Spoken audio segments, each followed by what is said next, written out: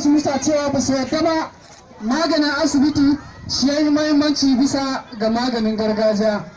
Sai ku biyo mu ku je da za ta kasance. Zan fara gabatar da aji shida.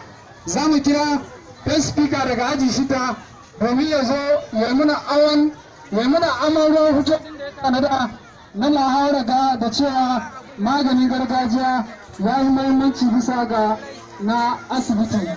Abubakar Kaman staff.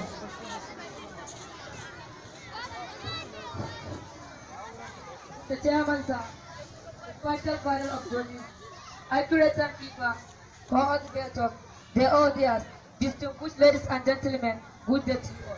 My name is Wasil Abubakar Wasabu from Class 6A. I stand before you family to support the motion, which say that the herbal medicine is that of conventional medicine. Proceed. I will left it find a herbal medicine. A herbal medicine is a medicine that's not for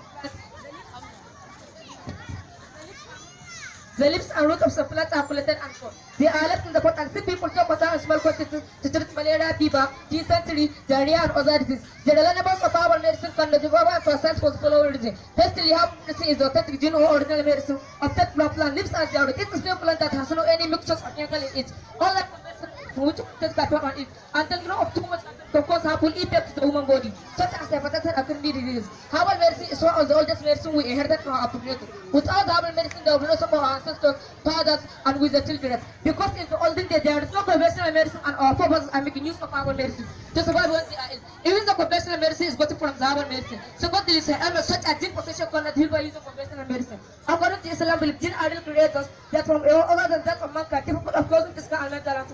An example of such possession as the possession is the belief that an individual has been entered by an alien spirit or other parahuman thought.